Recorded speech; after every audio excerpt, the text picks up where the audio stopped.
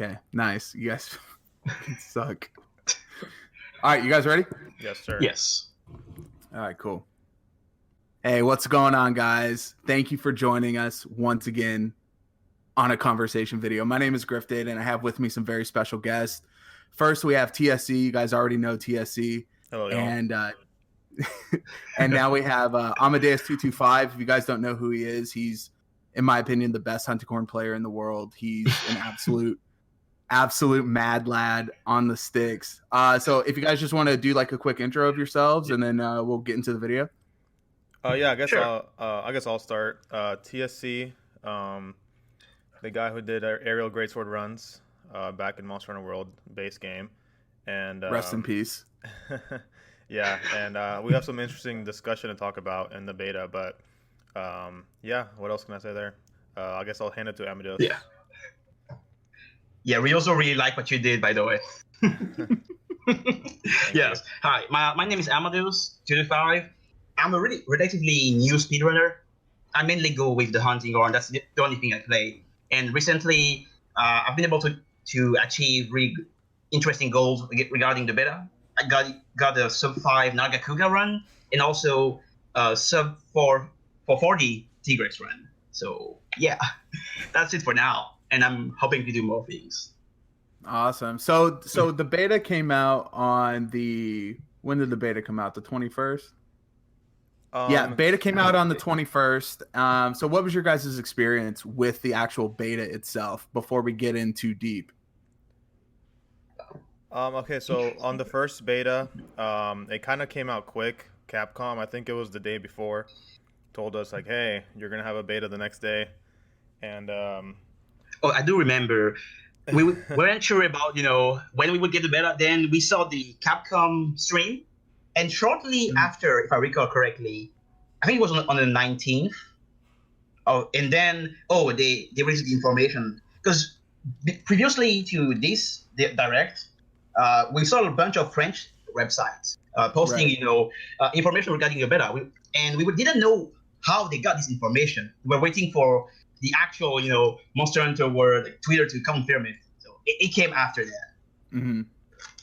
So anyway, so we got the beta, like the news right before, and then we surprisingly got Tigrex. I guess we already knew that because it was on E3. Right. That's what they showed. And yeah, so I guess let's talk about Tigrex at first, or unless y'all want to jump into like Banbaro and all that stuff. I'm gonna be honest, I didn't run anything but Tigrex.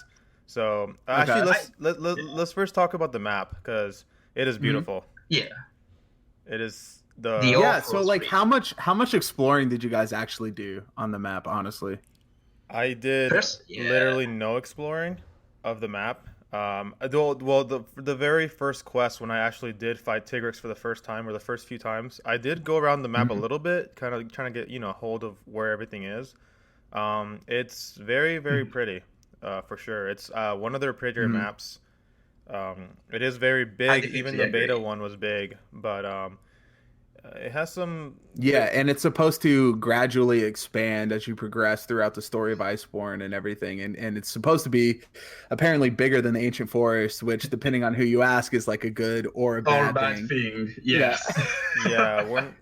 Not really sure what to think about that. And I mean, the scenery did change a decent amount. There are some areas with like a lot of ice, and some areas with a lot of snow. Some areas were like more foresty. But yeah, I mean, hopefully there's like some scenery changes where it's not just ice. Maybe there's parts in the map where it kind of like warm up. Yeah. Oh, I can see that happening. As you get deeper in, it kind of warms up a little bit. So we have seen from some of the what's it called, the trailers, that you fight like like shrieking Legiana in the mountains. So it does seem like, so maybe it goes higher. Right. So maybe part of it goes higher.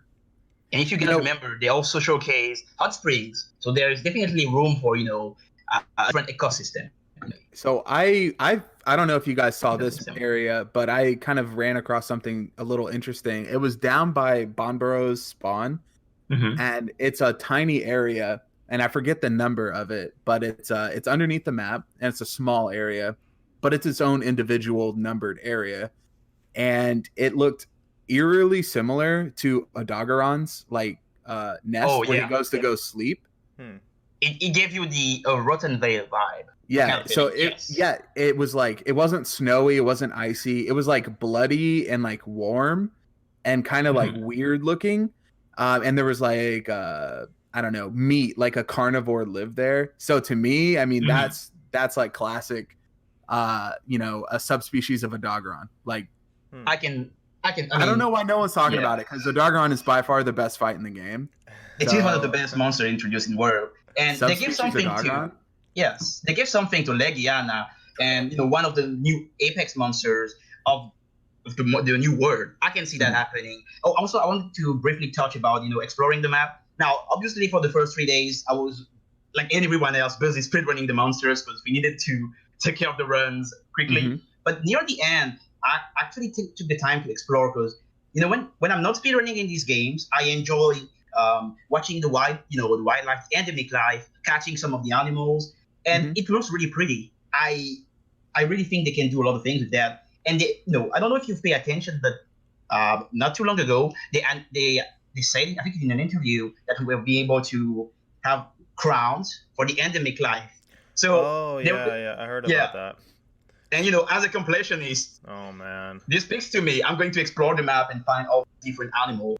Well, I'm glad it speaks to you, because it's falling on deaf ears over here in the House of Griffted, because I'm not hunting little monkeys around the hot spring trying to get a big and a small one. Come on, man. I'm actually very surprised by the number of people who love doing the crown hunting. I find that really absurd, but I guess people find what we do absurd too. So I'm just you're hunting for like a size of a monster. It's just kind of odd, and you don't even get.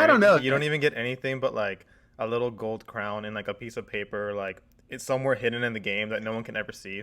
It's just really odd. I don't know, dude. It's kind of like, I like the crown system, because like, if you remember back in the old games, what's the first thing that people say when a hunt is over? It's like, oh, that was a large crown. Oh, that was a small crown. Really? So there is that sort of innate like sense of gratification that comes with getting a crown, even if it's so superficial. There is something there, because I mean, how often do you hear that when you play online? Oh, that was a large crown, whatever. Yeah, I don't know about that. But I mean, I'm not going to go out of my way to do that, but yeah. Oh, yeah. It's interesting to see how different people enjoy the game in many ways. You could also kind of twist this argument and use it in speedrunning. I mean, what do you really gain for that? Just going for like the fastest times, the gratification. It's different. We all find ways to enjoy that game. So something positive I want to say about the map is that unlike the ancient forest, it did not feel cluttered. Right. It flowed relatively well. There was still a lot of stuff on the map, but it didn't feel like there was always stuff on the way. So there was a lot of good areas with open space, like, you know, where you fight Tigrex. Those little vents are kind of annoying, but it's a pretty empty little ice cavern with, like, you know, almost nothing, like, relatively compared to the rest of the game. You know, it even has less stuff in it than the arenas, which are supposed to be, you know, flat lands. This might just be because I'm so bad at the game, but later on in the fight, like after 7 minutes of fighting Tigrex, he goes to this up area, like an area that's way up. And there's these like pillars, these like spiky. Are you talking about the ice place? It's, I guess they were they look like spiky pillars to me. Yeah. You could literally run into them and get stuck in them. Yes, I know what you mean. Is it like in the other recess? And it's like and it's like a DPS check, because if you run over there and you beat him up in time, like you can get a KO before he pulls out. Because if he pulls out, there's a hitbox, because he sends the spikes and the ice all flying and everything. Yeah, he has some very like a lot. It's amazing how many interactions the monster has, like with different areas. Yeah, like we know that one. The one you're talking about, where he runs into the ice pillar and his teeth get stuck. And then there's another one where he like the ground breaks and he's like falling off a cliff. Like that's great. Yeah, I mean that one's really annoying. No one likes it because he has a whole hitbox like during the whole time. But it's cool. It's cool that it's in the game. But it's just cool, like how really inconvenient. Like the monsters are they're not just like alienated in the map. The map is like they're interacting with the map a lot. even Right. just area to area. So it's kind of interesting how like the fights are like constantly changing. And that's just one monster, like one monster in the game. So it's kind of We amazing. can give Well, them yeah. credit for that. Because, with Monster Hunter World, the development team has been really trying to give us like this living, breathing world with monsters actually like feeling like actual animals living in an ecosystem, interacting with the different components of say the locale. So it's really nice to see them feel alive. Before it used to be one monster in an arena, a big arena basically, with the annoying small monster on the side. But I guess it's really enjoyable. And when you add stuff like turf war on the mix, it's really interesting.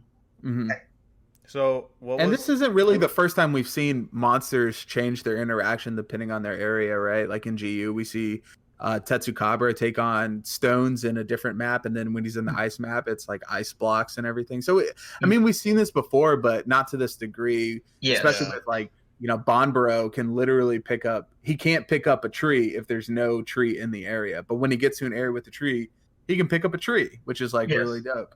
Yeah, there's a lot of monster interaction with the map. So what is y'all's favorite part of the map so far that was like, okay, this is actually kind of neat?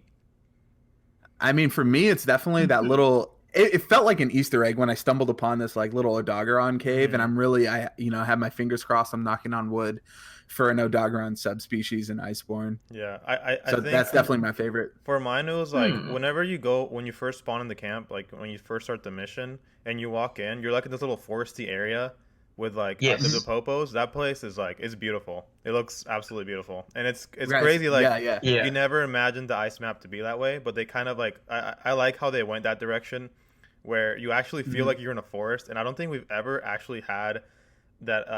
I think the only time we've had an actual forest like that is like the tropical forest in the old games. But like here, like it was like, man, like look how far we've come. So it really felt like it. It's really cool to see Monster Hunter in with these kind of graphics. I agree actually with the place you chose, because actually near that place, because I was fighting Beotodus there, and there is like there's a spot where you can see I think some kind of hot spring, or it's like a waterfall coming down, and that's where I've actually found the monkeys. And I was just looking at how beautiful it was, sitting there relaxing, and I really enjoyed it, like the scenery. Right. Okay. So so I was gonna say, y'all want to jump to the monsters? I was going to say, let's jump to the weapons, but I think going to the monsters makes more sense right now. Yeah, for sure. Yeah. So, first beta. We'll do the first beta. All right. Yes. For the first beta, we had Jagras for the little quest. The medium quest, we had the new monster, Banbaro. And then for the hard quest, we had Tigrex, the returning people's favorite monster for some reason. Tigrex. Tigrex. And then also hidden in the beta was Beotodus for the first one. So you could go fight the new Beotodus ripoff ice version. Yeah, it's funny. In the first beta too, Beotodus was in there, but no one actually cared about him either. Just like in this one, where it's just like you have some Pinson wyvern just roaming around. Why would you? Yeah. And then, of course, in the Ancient Forest, we saw some master rank moves on Rathalos. And then I think there was something new with Anjanath. I'm not really sure. Yes. Yeah, supposedly. So we saw some new move sets and everything. So I guess we'll just dig right into Banbaro. All right. I have nothing to say because I did not touch Banbaro. So I think both Griffted and I can speak a bit about Banbaro, because it's a pretty interesting matchup for the hunting horn, the weapon we use. And design-wise, I actually like Banbaro. At first, obviously it's a brute wyvern. It has this really annoying quick roar. Mm-hmm. But it's a really just by the design by itself. I'm a really big fan of like Moses, like the antlers, the fur, the size of the line, by the way, almost as big as the devil jaw. I really enjoy the design. I really love the it's thematic for the map, and he looks like he fits into that map perfectly. And I personally I really like the design a lot. He kind of looks like a monster from Dauntless, which is kind of weird. I've heard about that. Yeah, Boreas. But anyway, Yeah, I don't know. Banbaro moveset wise, I really liked most of it. I wish his multi-charge where he runs back and forth with the snowball, I wish that was interruptible. That would be like, a risk reward kind of thing. Like if you're skilled enough to interrupt it with a backslam or something, that would have made that fight to me one of the better fights in the game. But apart from that, I mean, as it is now, if you're playing TA, all you have to do, you just have to sit and wait for him to finish because there's nothing you can do. So, and that's kind of a bummer. Did y'all notice that we know of?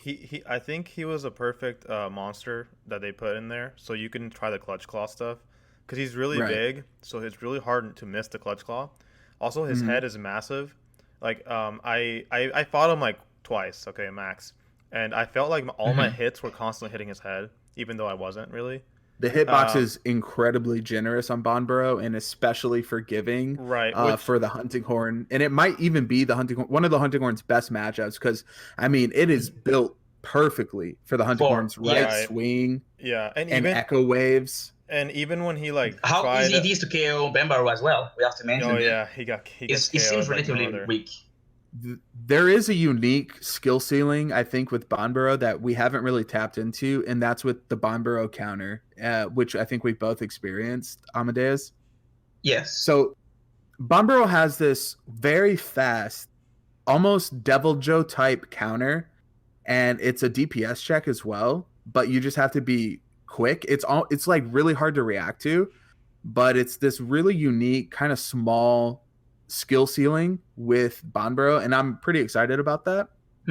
So he has stuff there, and then of course he's easy to topple, easy to chain KOs and everything. But I mean, really, this is just a testing ground, a field test for the Hunting Horn's Echo Waves. Because I mean, honestly, that is like, it's almost like as if the fight was built for that weapon. It was designed for us to actually explore these things. Oh, also, I wanted to touch on the counter. It also has a different mechanic. So I don't know if you've noticed, but once Banbaro goes into its rage mode, you can see like a weird protuberance on its nose, some kind of horn. That's really a horn. Now, actually, what you have to do is, if you deal enough damage, you what you notice though is that you are rewarded with a really long knockdown, and you can tell it's because you hit the horn, because as soon as you do, it goes out of the rage mode, and you only see that specific horn on Banbaro as soon as he goes in rage. So there's that mechanic in there to reward you. Interesting. Very cool. But yeah, overall I liked him. Like I said, I just wish he had that like kind of back and forth move. I wish that was interruptible, but apart from that, I think he's a pretty fun fight actually, as far as like a 6-star monster is concerned. Yes. Yeah. Hold on, let me close my door. No worries. I would say the same thing when it comes to Banbaro. I really enjoy, for a 6-star monster, it's not really like, obviously it's not as hard as the monster we are going to touch on, to discuss. But it doesn't have to be about the hard monsters. It's also like interesting, enjoyable ones. And like I said, it's a really good matchup for Hunting Horn, when you can use the Echo Wave, when you can mess with stacking Impact Echo Wave, the new song, on Wake Up. And we're going to talk about that later on. But yeah, I do agree. Yeah, he was the perfect monster to just try all your new moves in, because like. For me, my favorite thing was like, you're trying all these like, cool clutch claw things and stuff, and going for the face, and it's easy to hit him in the face. And then even when he limps away, his tail is so big that your clutch claw like grabs him from like a mile away. Right. And yeah, I feel like and he feels good to play, because he didn't feel like Baroth, from the first beta, where it was just really hard to hit his weak points, and he just felt really annoying. Like, this monster felt like he can get really punished if you really play well. So and he felt like I really like that. He did get a little bit bullied, but like it wasn't obvious how to bully him. Like, but once you kind of got the hang of it, especially in the first beta, it's pretty fun. Yeah, but once you got the hang of it, you see people like optimizing. It's all about optimizing the bullying. Yeah, and then the first beta, actually AmaDeus actually had the world record in the first beta for the hunting horn on Banbaro as well. So just putting that out there. So did you guys do Beotodus at all? I actually folded, and I quickly realized why I didn't do that at first, because the fight is, well, seeing wyverns is not that interesting. It seems like Beotodus was really bad hit zone under the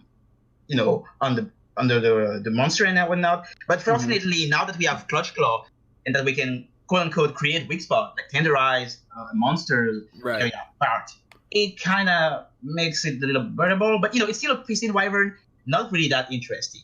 So not really much to it's uncertain right now, but it's for sure for blunt. It seems really bad. I don't know if he has a blunt hit zone that's above 40, to be honest.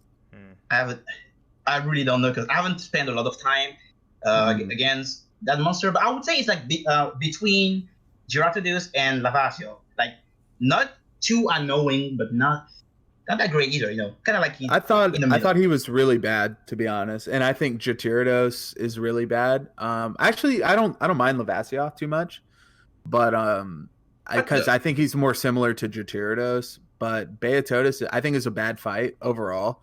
Randomized spawns, so multiple different spawns, poor hit zones, non-interruptible moves, like when he jumps out of the water or out of the snow and flies up in sort of an arc.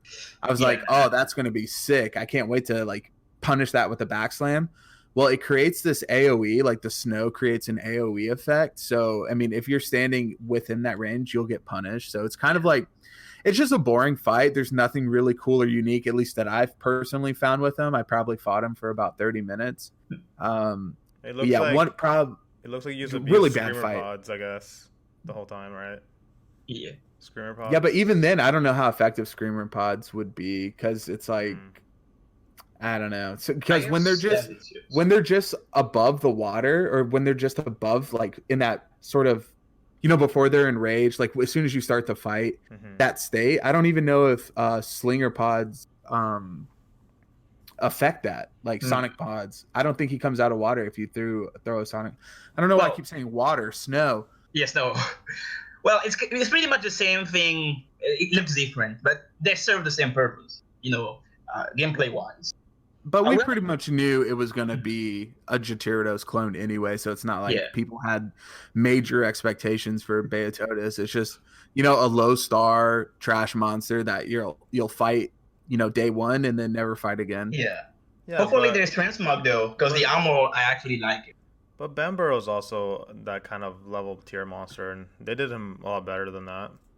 Oh yeah, they did, but like it's the same though with Monster Hunter World. Like the 6 stars, there's only 1 or 2 that people come back to, and then just because they're fun fights. So it's the same that we're gonna see in Iceborne. That's such a waste of resources. Yeah, it is.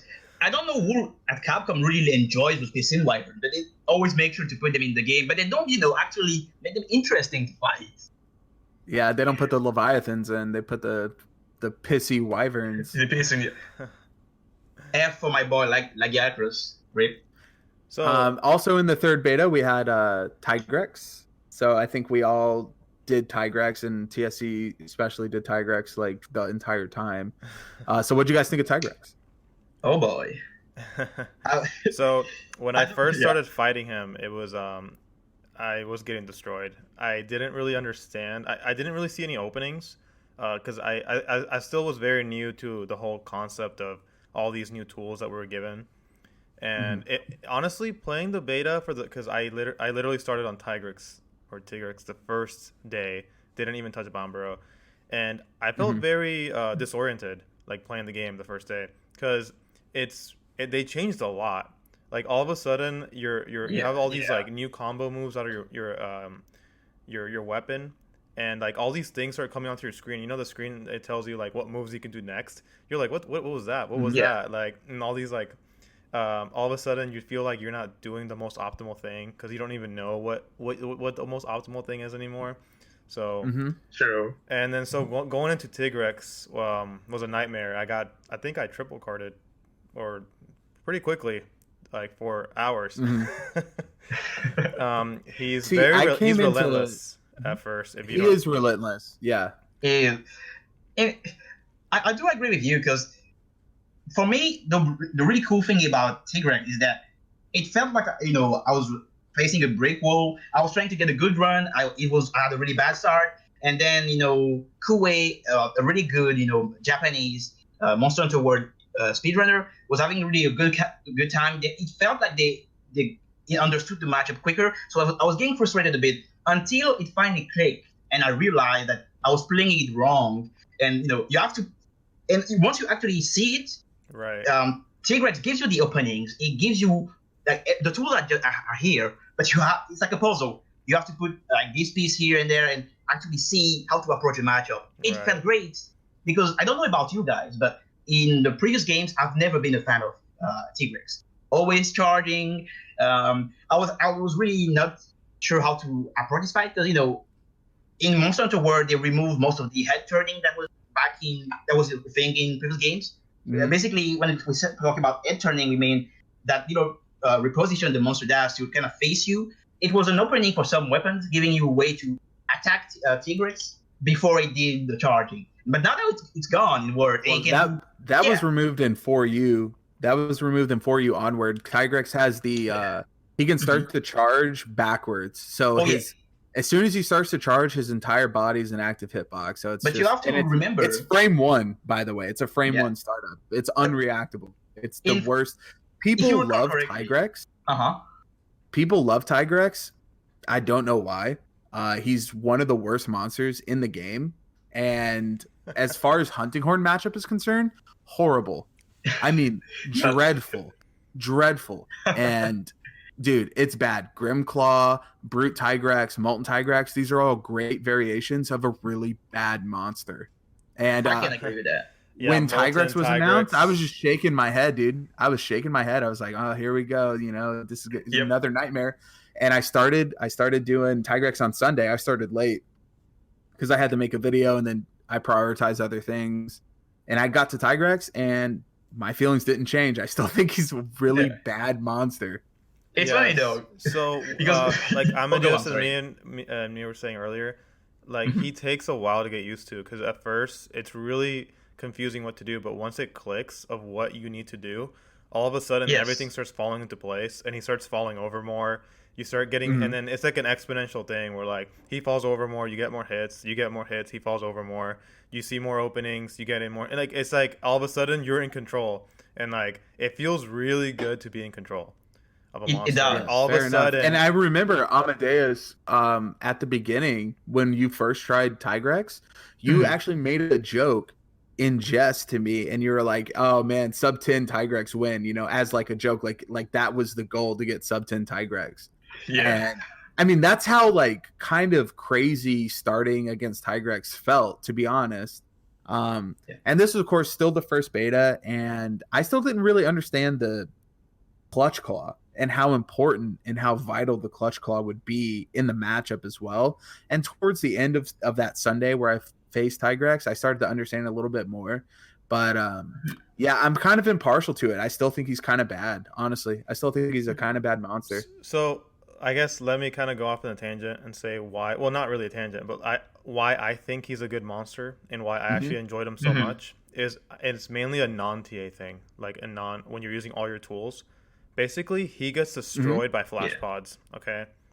And flash pods can make him completely he loses his brain completely. And there's some runs where like the moment he starts charging, you shoot a flash pod, that Tigrex is like he lost his legs. He just stands there. And you literally remove everything that was bad about him, like right there. And all of a sudden you're back in control. And yes, he'll sometimes hop around, kind of like, but that's still better than him just charging around.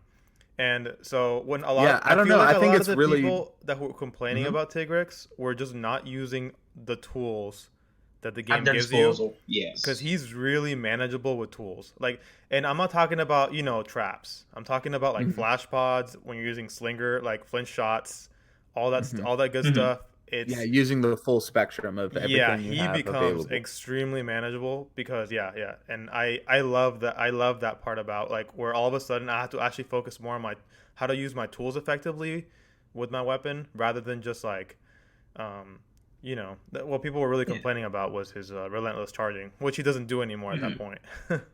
I had the opposite experience because every time I threw a flash pod while he was charging, it felt like he would just jump 3 times in a row and then come out of his flash stun. He could do that. I mean, for me, it felt pretty frequent. I mean, I'm probably saying like 65% of the time that's what he did. So, but I don't know. It didn't feel good. I don't like RNG stuff like that. But here's the thing: it's either he 65% of the time jumps, or he 100% of the time keeps charging. Right. Yeah.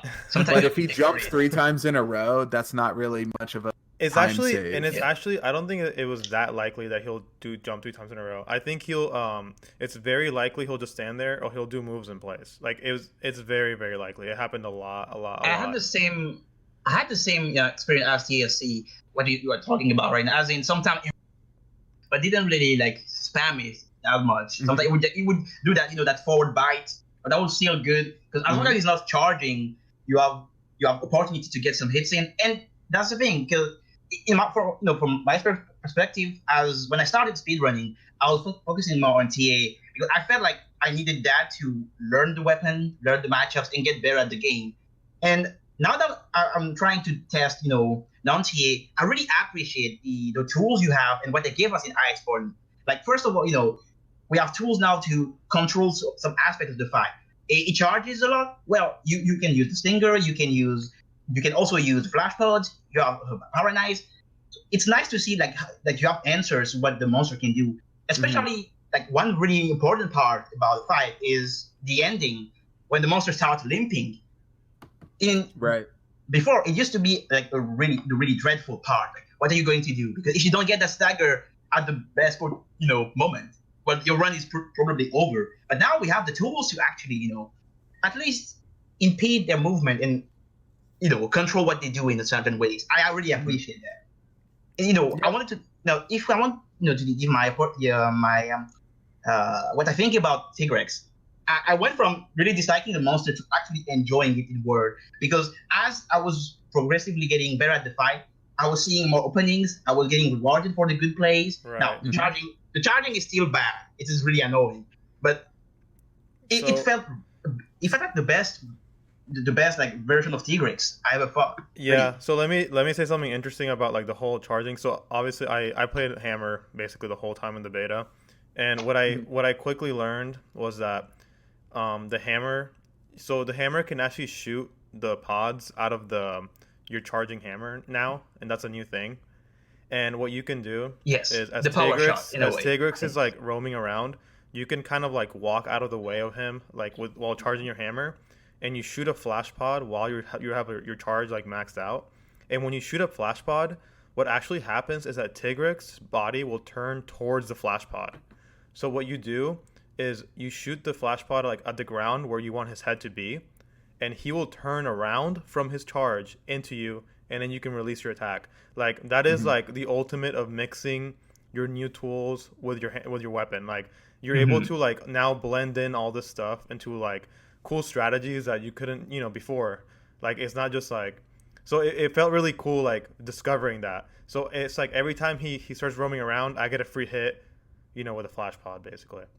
Like if he starts, I actually wanted him to start running around now because you can find openings in there. Right, because now there's new openings that weren't there. So it's really there was some other unique stuff with it. So I definitely see that, man. And Hammer, we are probably going to talk about that at some point. But Hammer also has a very intuitive moves when it comes to Clutch Claw, and it feels just right. The tools you have now, and I like how you can use the flash like you said while charging, and fully capitalizing off the stagger. When the monster gets flashed, there's that short animation when they are staggered. You can actually use that to get a quick hit in, and that's a perfect way to demonstrate how you find openings in the fight. Right. Yeah, and by the end of it, like in reality, the most dreaded thing about Tigrex wasn't really something that was innate to him. It was just the limp. The limp was horrible to deal with, mainly because if you if you do your speed run too fast on Tigrex, he'll actually like start limping away towards his nest. So he'll climb up that ice wall, and unfortunately, the game doesn't really let you clutch claw him like up that ice wall because he has a hitbox, so it hits you off. And by then you're rock steady mantled out, and you have to just pray. So it's just a bad. He was kind of in a odd spot in the map where, you know, that limp was really bad, and that actually cost kind of cost me the record in that point where, I literally lost my record off a limp because I couldn't stop it and I wasn't ready for it. Yes, and I do remember that. Yeah, it's also specifically because Tigrex limp is pretty hard to stop.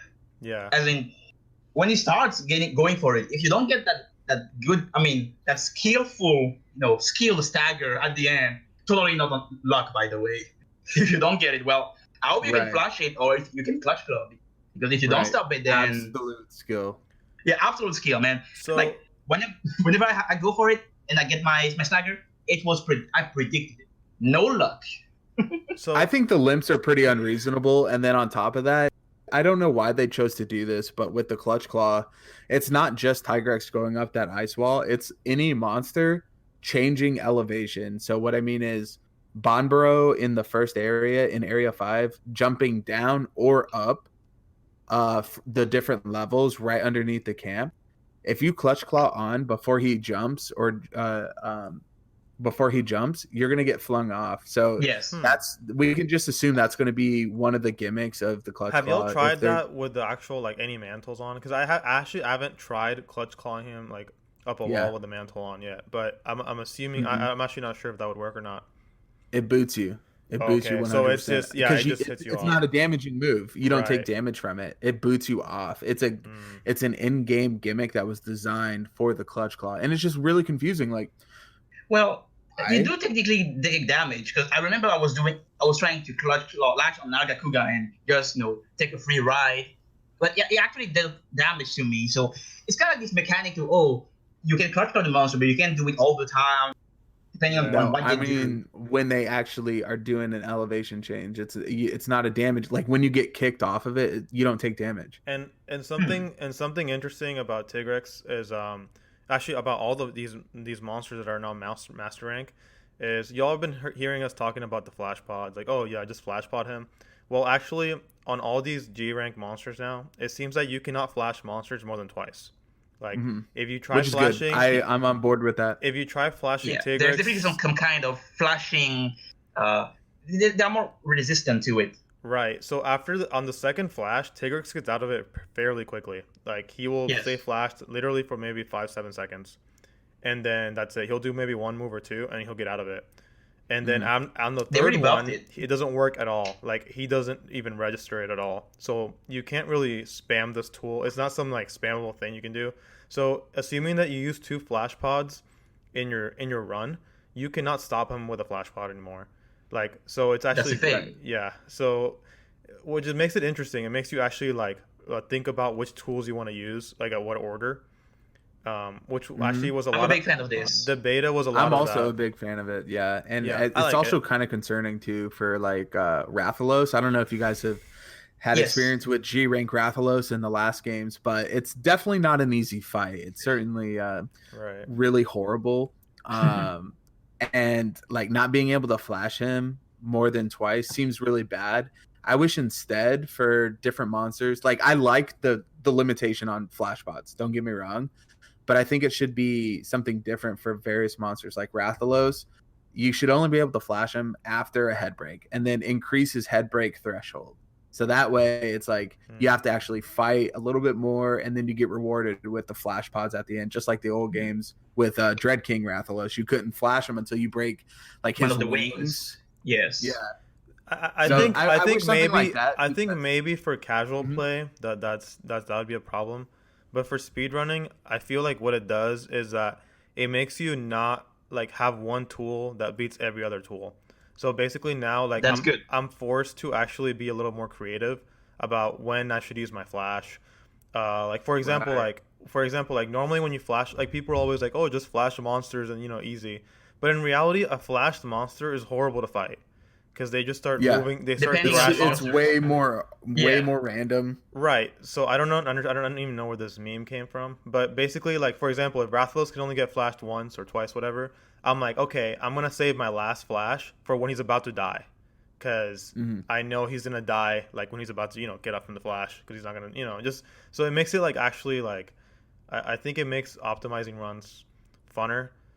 I've always liked that. Interesting. Yeah. Dealing with Interesting. limited resources, because you have to think I about love how that. you use them. It's not like an Yes. easy like win button, And Right. also, speaking about Rathalos, I don't know if you got full Rathalos in the beta, because I did, No.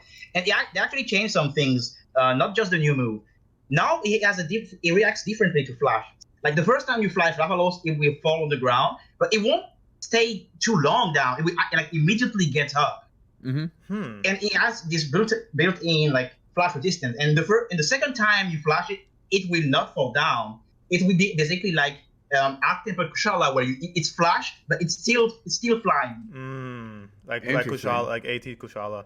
Yes, like 80 to Kushala Right. on the second flash. So there's actually this part of flashing won't be the easiest way to cheese, but at the same time they gave us the clutch claw. They also gave us some new ways to approach it, because I don't know if you watched it, but there is a really good Japanese speedrunner going by the name of Suwa Dread King. They are a Greatsword user, and they came up with a really interesting way to capitalize on the new mechanic for Greatsword. How they can incorporate the slinger shortcut. So essentially, they would grab a slinger bomb, shoot it at the Rathalos's head, and during the staggered animation, which is pretty long by the way, they go immediately into a true charge slash. You can also do this to other weapons in some ways, as in you use the pods to get the stagger in the air and use that opportunity to deal damage. Because remember, when you dunk a flying wyvern, they stay on the ground for a long time. So I feel like while they did nerf flash pod, they gave us tools to still make it work. Yeah, flash pods were too overpowered for sure in the base game monster. They were just like the go-to for anything flying, and it just cheesed everything completely. So it did cheese everything, but the thing is though is like in the base game, everything is like everything that's not an Elder Dragon, or actually not an Arc-tempered Elder Dragon, just gets completely destroyed anyways. So the flash is like an overkill. It's completely overkill. Right. But so unless you're fighting something guys, like Kushala, then you're like. What do you guys think of? Do you guys think of the weapon changes? What are some of the weapon changes that you've personally experienced, and what are the most exciting weapons on the docket for you? Oh boy, here's the best part about the beta. I'm gonna say the funniest one that I saw was the switch axe. Like so, it's really impressive. So the switch axe was getting a lot of slack when people were running it, because it wasn't performing well in the first beta first with Tigrex, and then all of a sudden on the very last day, I believe, a crazy speedrun came out where the guy would run at Tigrex with a glider mantle, and all he would do is like he would ride it, like he would mount it, and then he would just do ZSDs on it, like while riding it the whole time. And you're just like, wow, this run looks really stupid. And then he kills it in like 3:30. And it's like, what? What? What? And like all he was doing was riding Tigrex like almost the whole time. Just completely just on him. And then after he do the glider mantle mounting, he put on the rock steady, and then he would just clutch claw on Tigrex and do the same thing. Really funny. Just like ZSD. It's Really funny because funny. of how ZSD was regarded in world, as a meme. Just like something that you would use when the monster was transitioning. And now it's like, oh boy. It was like, just hilarious, like, everyone saying stuff about the switch axe, and all of a sudden you go on Boom. YouTube and there's this guy who gets, I think that's the second fastest Tigrex run out of any weapon, and he doesn't he's on Tigrex more than he's on the ground, Like, it's just hilarious. I think the best part of that story is like all these speedrunners who are trying to develop strategies, you know, like actually play the game the right way, and are like, you know, sitting there with their notepads, like writing notes, like, oh yeah, when he does this, I got to punish with this, and when he does this, and it's all like this, and then the speedrun comes out, and everyone just loses their mind, like what? Yeah, What? that one for sure. I love it. I love stories like that. On top of this, there's actually really cool that happened with Switch hacks. Is that we also got I think it was a T with clutch crawl run that was not using nothing but like it was like 90% of the time they were axe mode, and that was one of the most important, in my opinion, runs, because they actually showed that for those that who are, you know, experienced with Switch hacks, axe mode was only used for that morphing attack that high motion value, but it didn't really was not able to compete with sword mode. But now axe mode has been buffed with that stagger like multiplier, and the guy was literally kind of like a stun locking Tigrex between topples and clutch claw staggers. It was very impressive. And now it's like at first, which actually were approaching the matchup how they were used to. Obviously, they've been playing for like a full year. You know, you have your habits, and then that guy plays the game differently and show that, oh, if you just look at this from this different perspective, it becomes better. So, I was really amazed by that. So what I understood from Vanov and other Switch Axe players talking, basically sword mode is still stronger, like whenever the monster's still, but the axe mode got a huge buff in which like it staggers monsters a lot easier. They were saying like its multiplier is like somewhere between 1.5 and like near 2. Like for every hit you do, you do like almost double like in stagger damage, which is huge on axe mode. So what they were saying is like, although axe mode was like is like slightly, it's like weaker than sword by a little bit, the Tigrex moves so much that it's better just to keep staggering him in axe mode. And that was actually an interesting thing, because like they were saying like, oh, it's still good to like, you know, sword like standing still monsters. That's actually an interesting balance to the weapon where it's not just like you know, one thing. So I thought it was I think it gives a little bit more player expression, which is what I'm a very big fan of. Like, I like being able to watch top players and tell the difference between them. Yeah. And I think more tools in the tool belt just lets players express themselves more freely. Now, what did you think about the aerial greatsword nerfs? Now, this is kind of a big deal for a couple players. If you guys don't know, aerial greatsword, probably the highest DPS achievable in Monster Hunter World. TSC, obviously one of the founding fathers of aerial greatsword, really pushed the meta in that way. And in Iceborne beta, we see a huge nerf to the motion value of the aerial greatsword. What do you think about that, TSC? And how do you see aerial progressing in Iceborne? So my first reaction was, wow, it took this long to make it happen. I'm honestly, the first time I started even doing it, I swear I thought that they were going to patch it out like first month, and I couldn't believe that they never did. So I'm just like, okay, I kind of expected it to happen. They nerfed the damage, I believe by half. I honestly didn't even try it. I just I heard from it from somebody else, and I mean, I haven't really done much aerial greatswording anyways lately. So I was like, okay, well, you sort of moved on to other avenues. Yeah, so I kind of expected it. I still don't think it's gonna be bad. It's just not broken anymore. So I don't know if it's gonna compete with normal greatsword, because normal greatsword looked like it got buffed. A good amount, because the TCS now does some like extra damage on tenderized points, which is a huge buff. It's like, hey, you're already like locking monsters here. Let's do more damage for free on top of like the clutch claw tenderizer attack. Yeah, and the slinger shortcut is a pretty big deal. Yeah, so they really buffed normal greatsword, and normal greatsword was already really good. So I was like, okay, well, I think aerial greatsword is pretty much either on the grave, or it's gonna find its place in just very intricate setups, or maybe some monsters that might be better because you get to like lock monsters for a while. Because I don't think they nerfed the mount damage. So I still think you can ride. You can do the same like rides for a while, and then maybe after that you go back to normal greatsword. Like, so it might be optimal to like start with aerial greatsword and then continue with like normal greatsword. So that will be interesting. But that's the thing. You're not bound to one mod. Yeah. The mode depending on the fight, and also imagine if there is a monster that's really hard to lock down with ground Greatsword.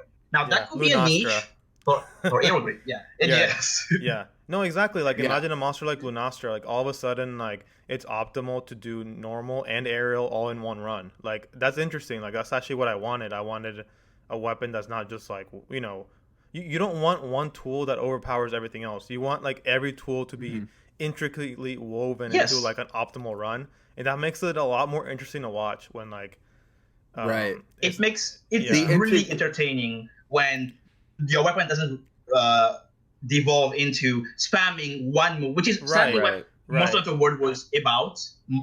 When you think about it, like all those weapons, they have those like big moves that you want to.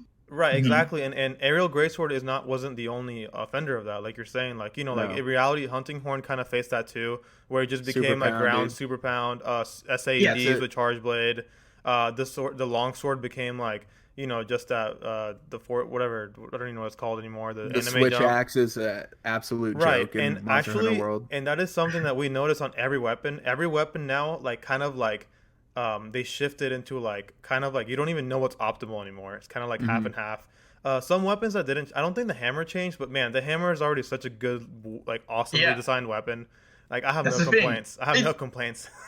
The clutch claw attack is a low key like sneak buff to it. Okay, yeah. It's amazing. Yeah. I always found it funny that people were like, armor got nothing, and when we first saw the teaser, and I was sitting there like, dude. They just gave Hammer a way to cancel the recovery, follow up into an interesting attack. And so let me say this: that attack after the level so after you do a level 2 charge hit or a level 3 charge hit, you can do a clutch claw attack. After you do your level 3 hit to a clutch claw attack, the spinning hammer one to the face. Yeah. That does so much KO damage. That's like I think I was talking to Hybris, and he said it was about two level 2 hits. Like to the face, and the level 2 hits on hammer are the most like I think it has the most KO out of any move the hammer does. So it's like you hit your strongest hit and then you do 2 double KO hit like or your strongest KO hits in a row. Yeah, like and keep in mind, Hammer was already really good at KOing. You're right, and the attack I think it's weak. safe to say that it does like it did almost as much damage as the actual level 3 hit. Like it's insane. Yeah, it's insane. So Hammer's in a very good spot. For sure. Hammer is in a good spot, and it was in a good spot in Monster Hunter World too. Yes. Does the hammer get the like what is that called? The power shot where he loads in like 3 ammo and sends it out. So the hammer's new thing, like I was saying earlier, was that if you hold the charge, you can shoot like the slinger ammo more powerful. And I was using that with the flash pods to like get free level 3 hits on Tigrex, but you can use that with like other ammo. If y'all saw my last run with Narakuga, I was actually using using that in the air because you can charge your hammer in the air and you can shoot slinger ammo now in the air with hammer. So you're almost like doing like aerial slingers. Yeah, like, that was crazy. Yeah, that was crazy. I never even saw that before. Like knives in the air, like now because of that charge. So you getting all these like crazy possibilities because all these tools are like interweaving with your weapon now. So it's really and that's something really good, and I can really applaud Capcom for this because Hammer always felt like moveset wise, Hammer always felt to me like the most complete weapon, like almost like if not everything in that toolkit, it uses everything.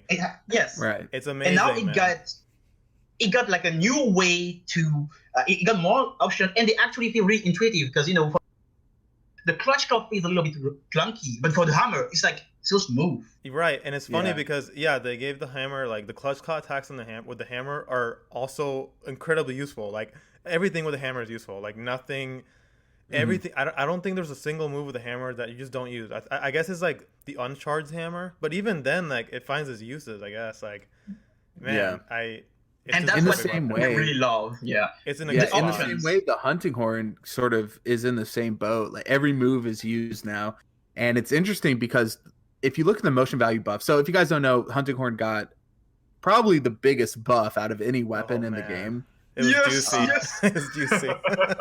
About time. It's actually kind of crazy. But the motion values, if you guys don't know the history of the motion value, in Monster Hunter World, we took a really big nerf. I'm talking like 5 to 10 motion value on pretty much every single weapon that the hunting horn had, coming from GU and 4U. And then if Hunting Horn was so bad that Capcom put out the self-improvement buff where you play self-improvement, you get 15% attack up, that stacks to your raw, or that's multiplicative of your raw, which does not equate to 10 motion value nerf, by the way, like at all. It's still really bad.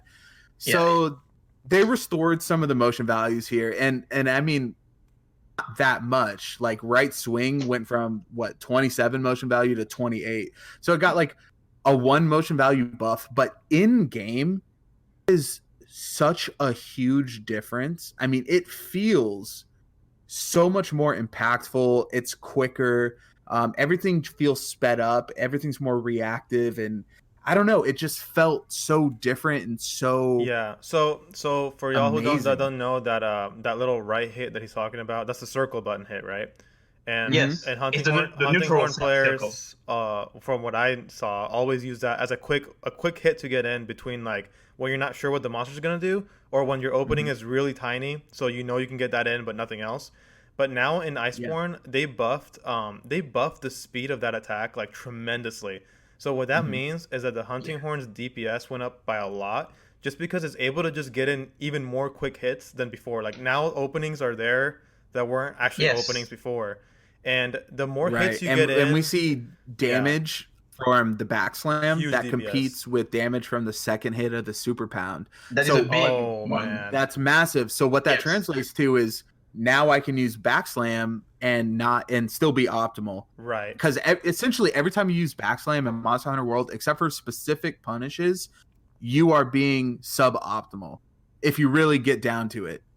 When you think in Iceborne, I think it's going to change. I think now we have so many different avenues to go. In Monster Hunter World, sort of the optimal, except for a few matchups, of course, the optimal way the sort of meta developed was prioritizing super pounds, recitals when the monster's down. That's pretty much how it is. In Iceborne, we see something completely different, and thanks in part to Echo Waves, which is the best thing that's ever happened to the Hunting Horn. So someone explain that to me as a non-Hunting Horn consistent AmaDeus, player. I think tell us about it, man. So essentially, the Echo Wave is our new move. It's for those who don't know, it's that new attack where the hunter puts the horn down and spins it on itself. It is tremendously effective for a couple of reasons. First, it's one of our, if not the highest damaging move we have. Sitting at, I think, if I'm not mistaken, 74, 78 motion value. To give you an idea, that's a lot. Super Pound it is, because if you count the 2 8s of the Super Pound, it's a 53 or 56. It's around 53 motion value. That's a big combined move. with both hits. We both hit. So we got a really good damaging move, good at building KO. It's cancelable. You can cancel the startup, and it's actually a pretty good window. So if you get the stagger with the first hit, you can quickly cancel and follow the monster. Or when the monster is knocked down, you can do that. But what it does, it gives you a lot of ways. It changes how you approach a matchup. When the monster is down, it's not just recital anymore. Now you have this big tool that you can use. You can use it on wake up. You can use it on when the monster is staggered, when the monster is down. You can use it in neutral on specific reads. If you make a wrong read, you can cancel it. Exactly. To give you an idea, for example, Tigrex has this one move where you just spin in place. What you could do is that, I was thinking about it not too long ago, is you whiff the first attack and then you go into the Echo Wave. Because for those who don't know, you cannot perform an Echo Wave out neutral. You have to attack first to do a move and then follow it with the Echo Wave. So what you can do is missing or whiffing on purpose to make sure that your Echo Wave connects if the opening is long enough. And it's amazing because with the tools Hunting Horn got, now you can really feel the player expression. You can, and everybody has these really different ways to approach matchup. Speaking of Echo Wave, it's not the only big addition, because motion value buffs, Echo Wave, but also most importantly, at least for me, the first damaging song for the Hunting Horn. Right. The Impact Echo Wave. This move. So essentially, how it works is it's like a damaging version of the Sonic Wave. You play the song, and it creates this sound burst that deals damage. It essentially works like the shockwave of the encore, the recitals, but it is more damage thanks to higher motion value, and it also cool. scale. So it's like, I actually didn't know this. So it's like there's a song that does damage now. Yeah, exactly. Oh, and it's stackable. That's cool. It's stackable too. So what do you mean by stackable? Do you mean like you can have many in a row, or they do more damage if you stack them? In Monster Hunter World, you can have 3 songs stocked up in your song queue. Right. So if you have 3 impact echo waves stocked up in your song queue, let's say you have an opening where Banbaro is toppled. Well, you can go into your recital, play all 3 of them without doing an encore.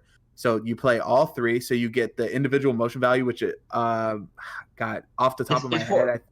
I think it's 40. 40, yeah.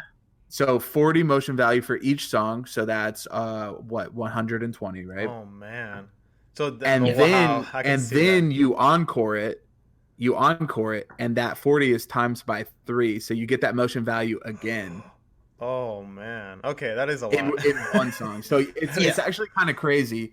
And I say this without any irony in my body. I truly feel like Echo Waves is the single greatest addition to any weapon in Monster Hunter Iceborne, period.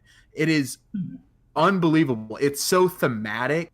Like obviously that's how it would work. You spin this weapon that makes the sound, like it makes sense in the game, you know, and I like that. It's cancelable, great motion value, and increases player expression. It's gonna be, and I called it already. And even in the video where everyone says I'm a negative, I even said Echo Waves was the greatest thing I've ever seen. Yeah. Yes. And even when before the beta was coming out, everyone was all freaking out, like, "Oh, I don't think Echo Waves will be that good." Old Griffted was in Echo Waves corner, like, it's actually going to be pretty sick. And it comes out and it's dope. So I think it's going to be a game changer, a meta setter, and if there's anything people take away from this video, it's go play the Hunting Horn in Iceborne, because that is the best time to play the Hunting Horn. I think y'all didn't mention. It's the best it's ever been. Was that you also move faster with the Hunting Horn now, right? Yes. Yeah. We got a movement speed increase. The movement speed, the swing speed for some moves, like the right swing. But there's also something that people don't mention is how fast you can cancel or play some of the recitals. The neutral recitals is faster. So what it ends up doing is that you can quickly, the monster, let's say the monster is on your side, but you're on the left. You want to have a good hit, but it's hard to do anything else. So you do your quick neutral recital, you hit the monster. That's actually good because, the shockwave, they deal more chaos.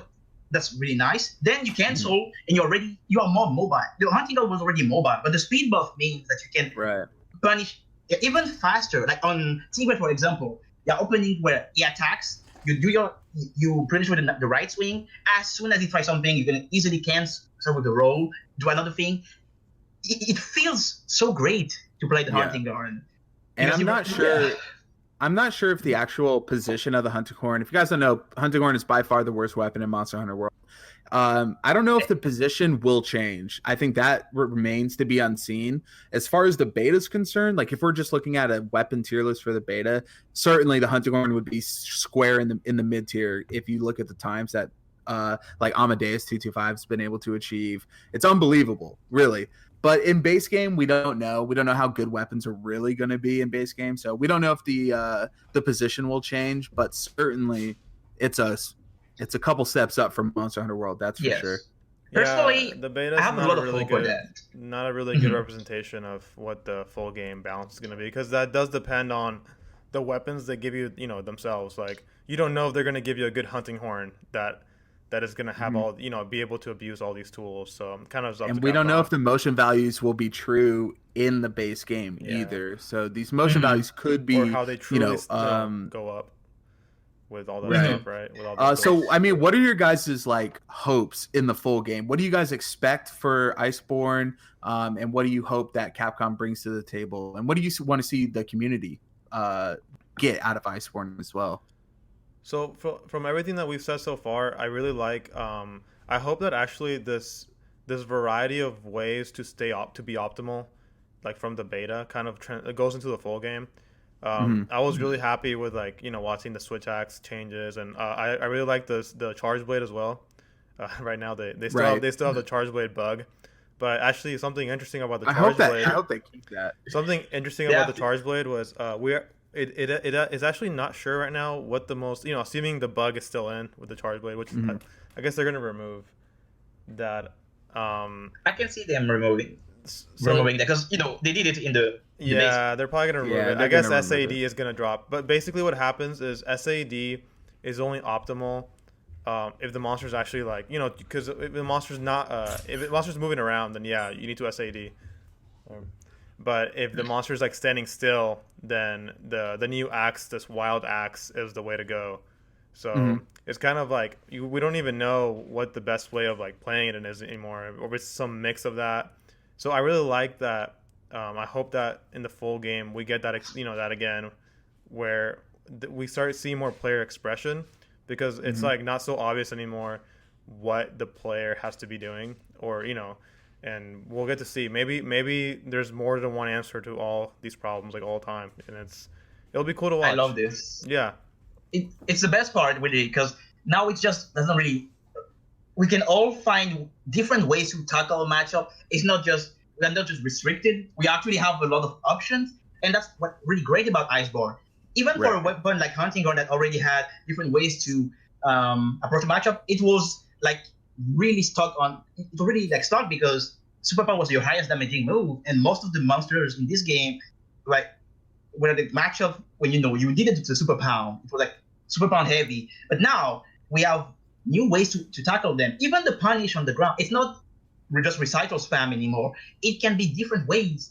I love that. I hope we keep the options. And what I also hope is that with Iceborne, they take the chance to actually kind of tone down some of what we have seen skill-wise, also weapon-wise in the game. If you guys notice, they've done a bunch of balancing in a way with Iceborne, like not just weapon buffs, but also weapon nerfs with bow. Oh yeah. Yeah, bow got. So we got bow so something that I don't know if the listeners want to actually listen to, but some of the top 3 weapons that right now, I made a tier list recently in my channel, and the bow, the heavy bow gun, and aerial greatsword all got nerfed pretty bad. And they were the top 3 in your tier. Right, so that means that Capcom was paying attention to even speedrunners, because that's it was obvious from the nerfs and buffs that were given around.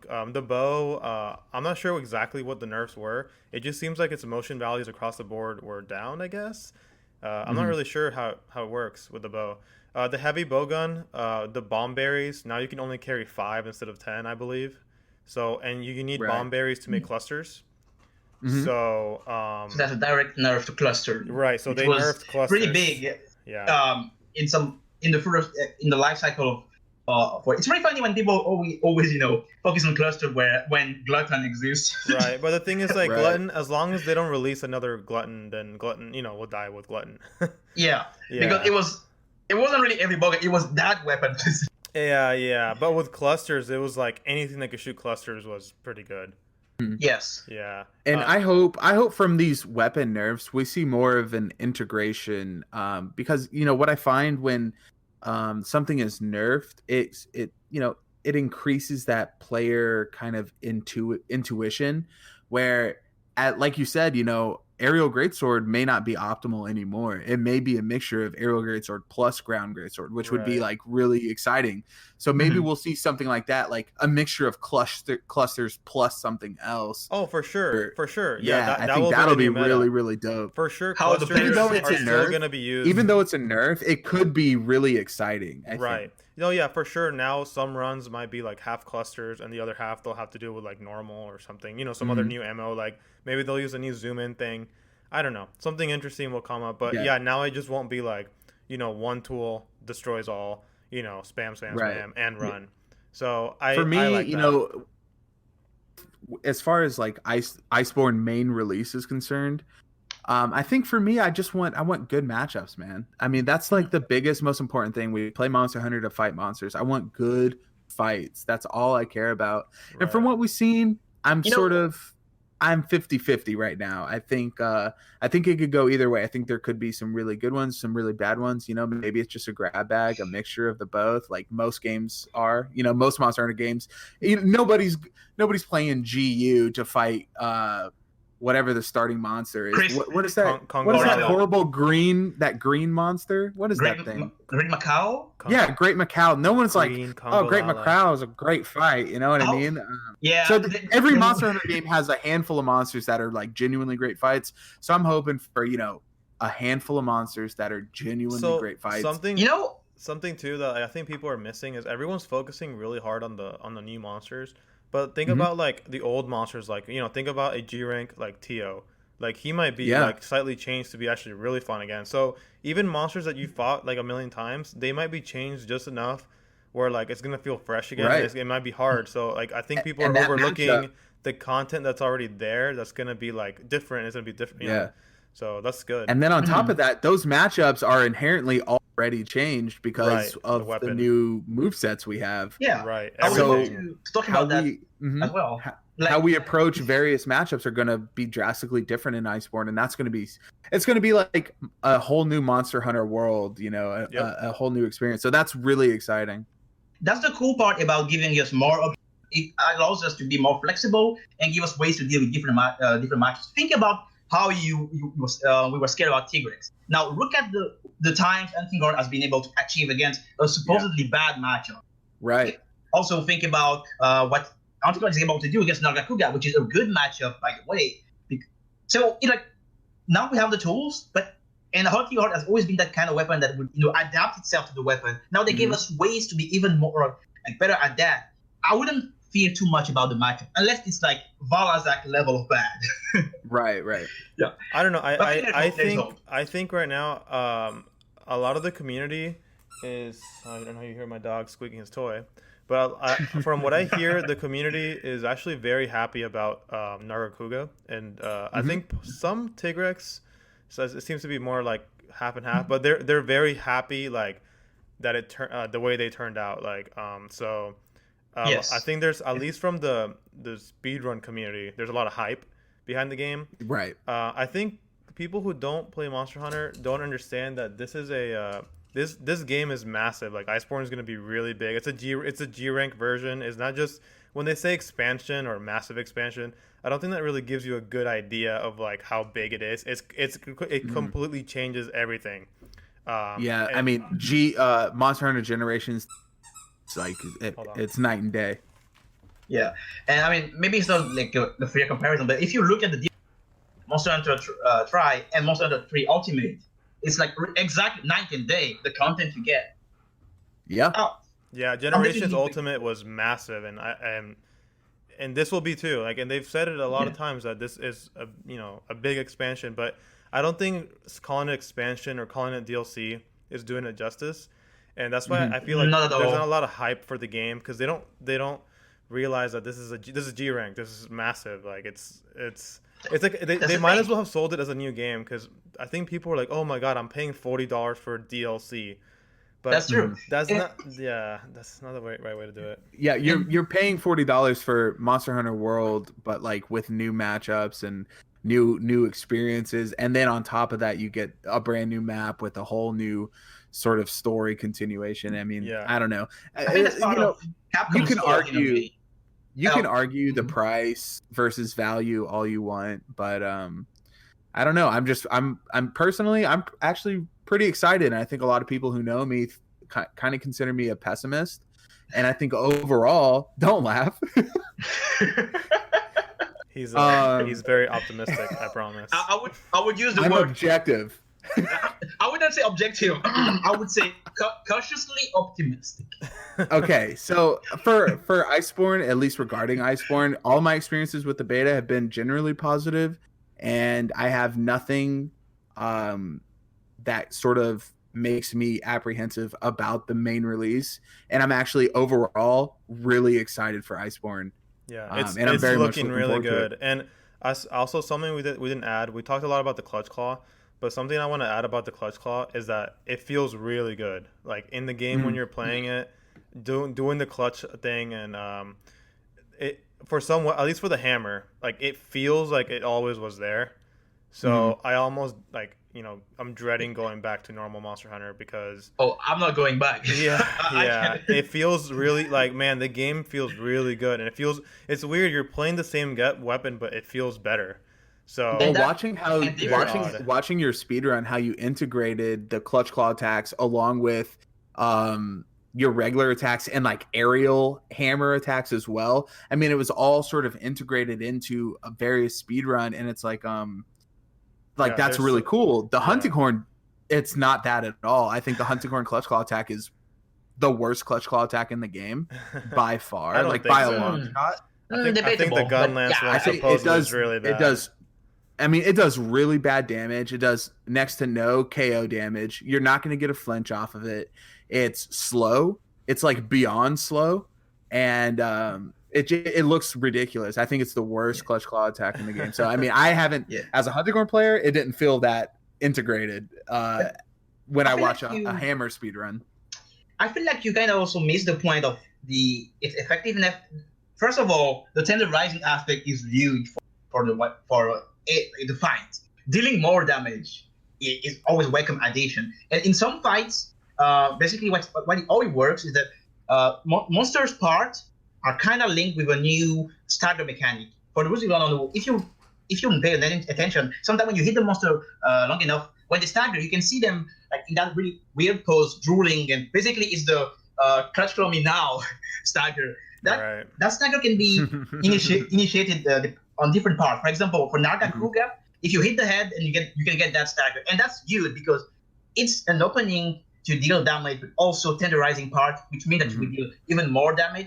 And we have seen players fully capitalize off of the clutch claw finisher on the start of the fight to tenderize while the monster is roaring, like just right at the start to deal more damage, or as a way to stop the lane. So there's really more ways to use it. Let me just say this. I'm not saying it's not important for the hunting horn at all. And I think it's going to be vital for the actual future of the hunting horn. That doesn't mean that it's not bad. Okay. And this is my point is specifically proven when you look at the hammer's clutch claw attack. It tenderizes and it does a massive amount of damage. So I want to add to all this. It's really quick. I understand what you mean. Hold on. I don't think we went over like what the clutch claw actually does to parts. Like that's true. We didn't really touch on. So basically, when you clutch claw a monster, with a heavy weapon, basically, when you do your clutch claw attack, you tenderize that part wherever you clutch clawed, and that gives you an attack boost on that part when you hit it again with your normal attacks. That's what we're talking about right now. Basically, the clutch claw is a very forced mechanic because you have to do it to be optimal. Like if you want to do more damage to the head, you need to clutch claw his face, and you have to use the clutch claw. You have to use it. And with a heavy weapon, you can tenderize that part. Tenderize just means that you'll do more damage to that part with one attack with the clutch claw. With a lighter weapon, however, you have to do like some extra stuff.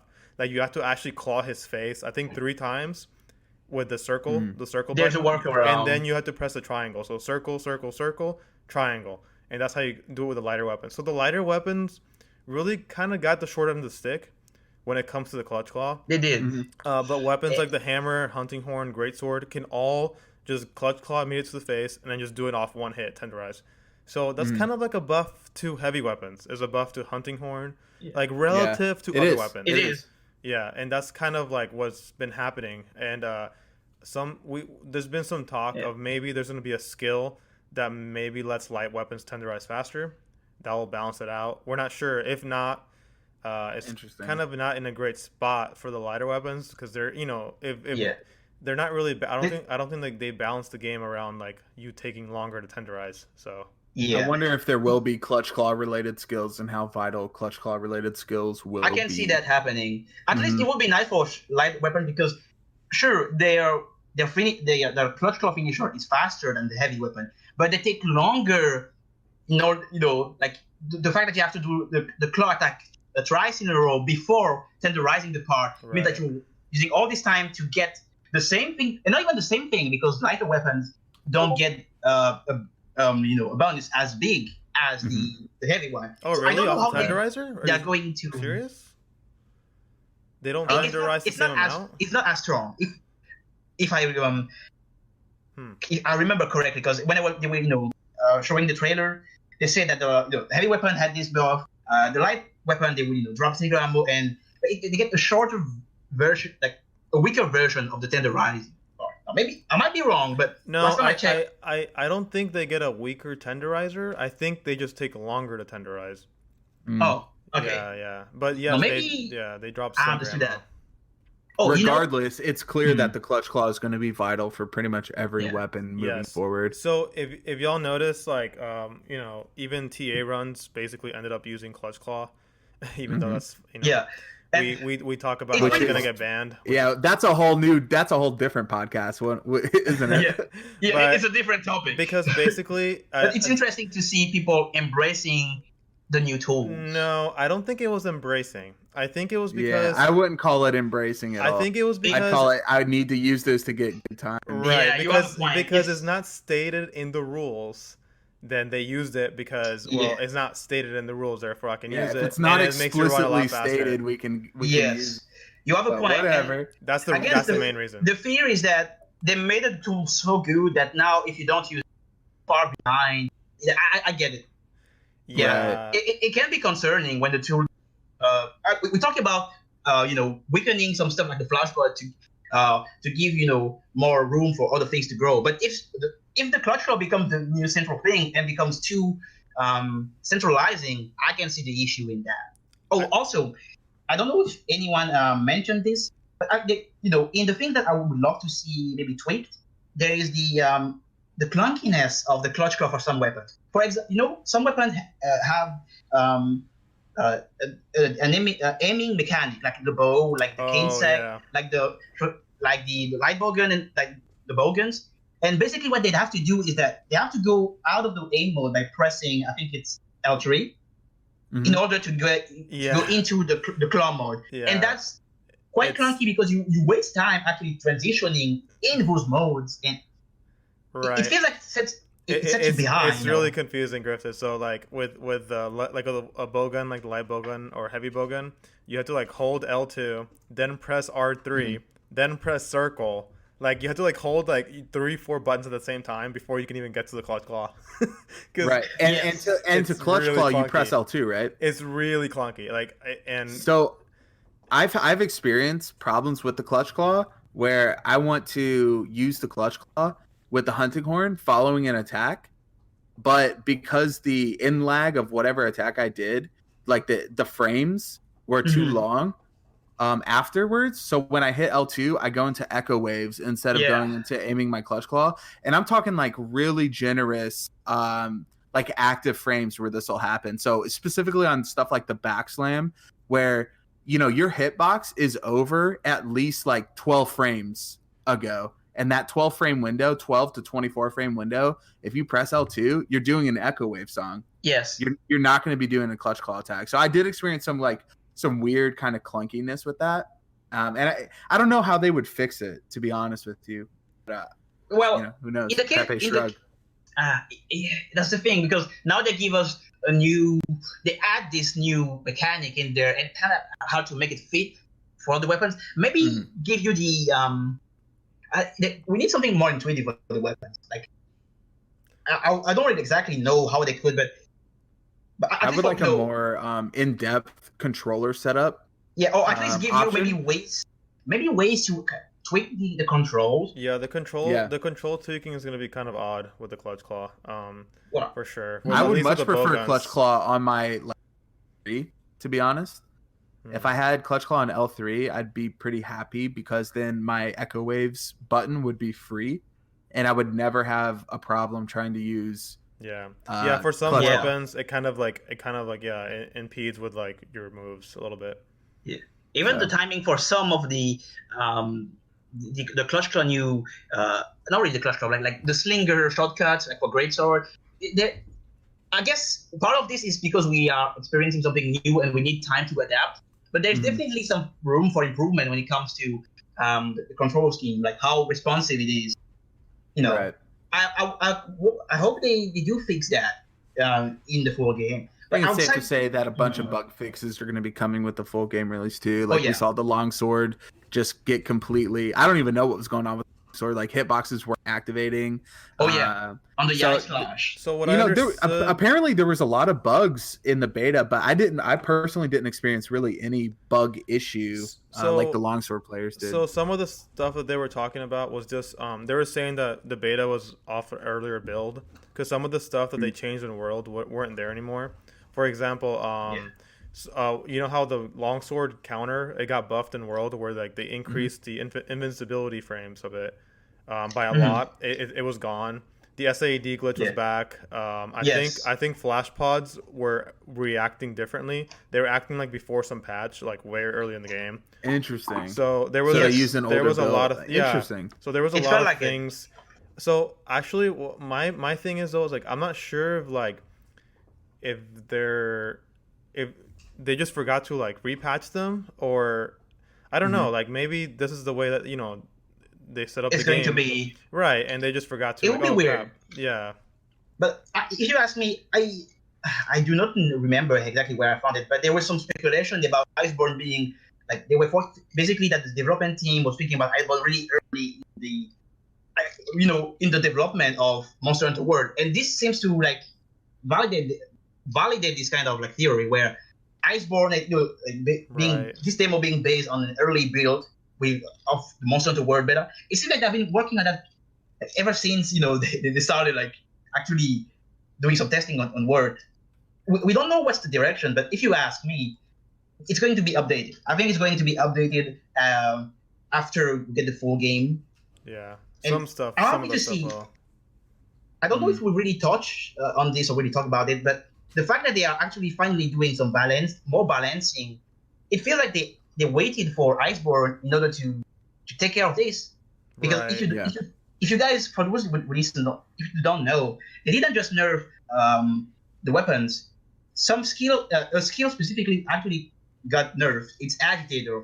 The raw version of the skill didn't change, but it got a 5% affinity nerf. It actually gives you less affinity now. Like Agitator 5 used to be 15%, and now it's 10%.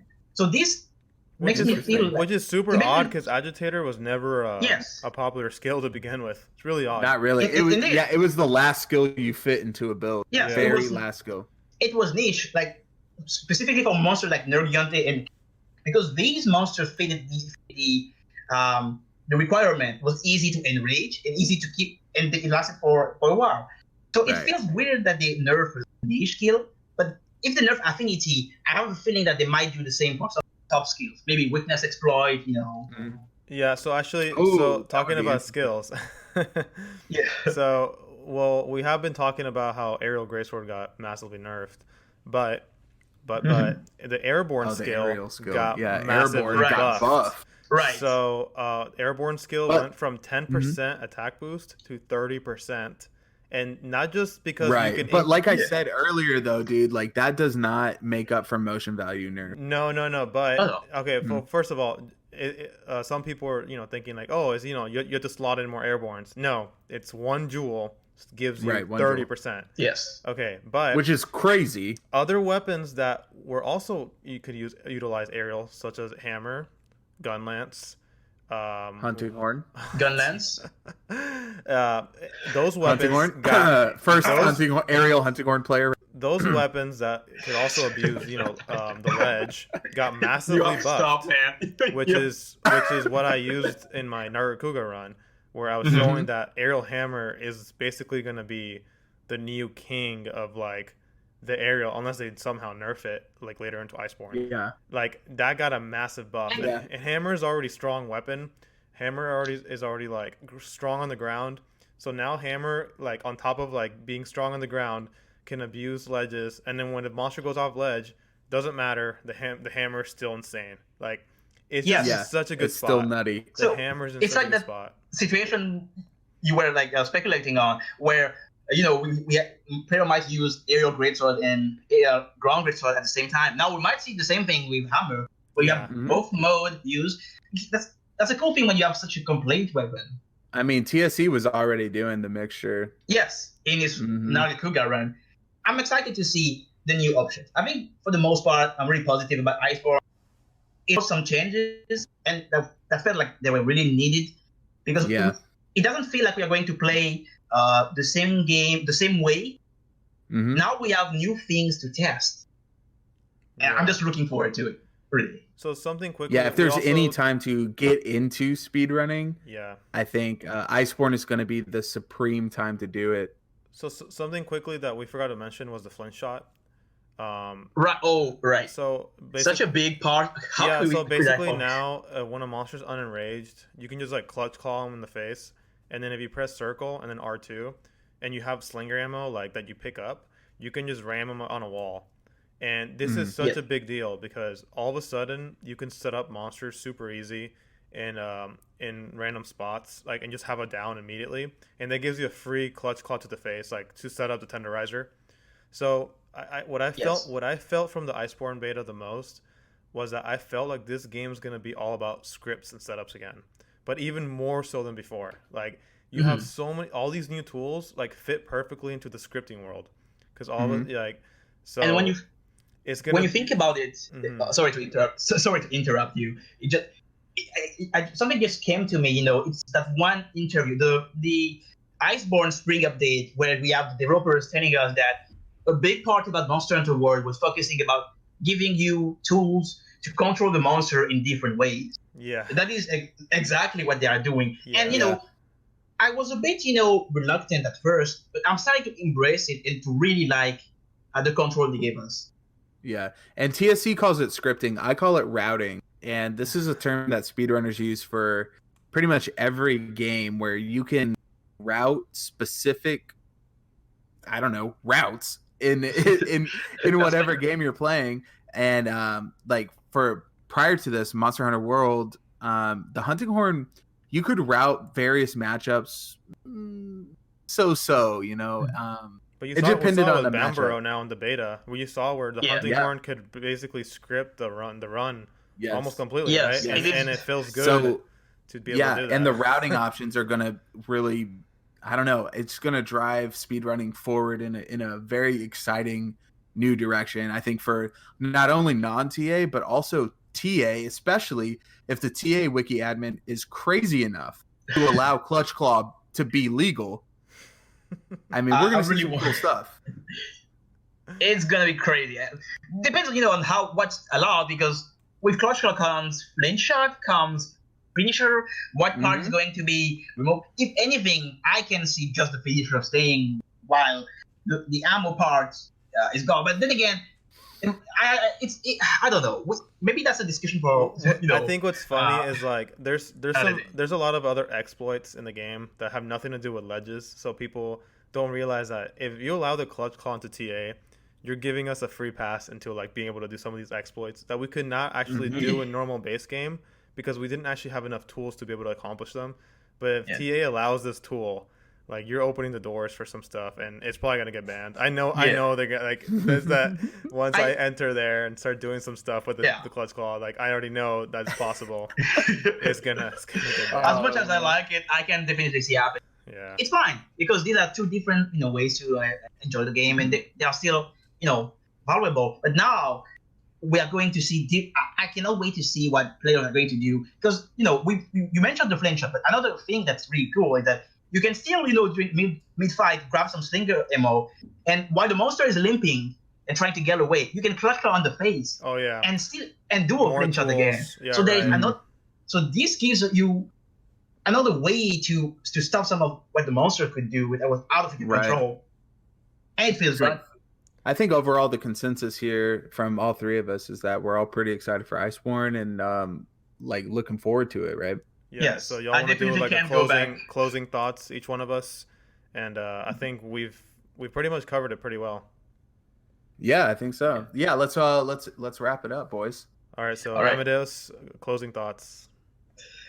Right. Well, from my perspective, as a new runner, I'm really happy because the beta gave me a chance to grow and experience a game. We are going to play something that's not the same monster until what we know. We are going to experience new things. We are going to see the players developing new strategies, and I'm just looking forward to it. The player expression really is going to be very important. Yeah, I also agree with that. We got so many new tools in the game that it's going to be completely fresh. I'm really excited for all the new, like, for me, exploit openings and like opportunities that are coming up, because there's just so much new stuff to actually be able to abuse, not only on the new monsters and the new maps, but on the old monsters. Like, man, just so many ideas. Lot of the same exploits are still present just because aerial greatsword's nerfed. Also, another thing I wanted to add is ledge bowgun still exists in Iceborne, so that's still in there. Everything is literally untouched except for aerial greatsword, and even then, it's probably not that bad.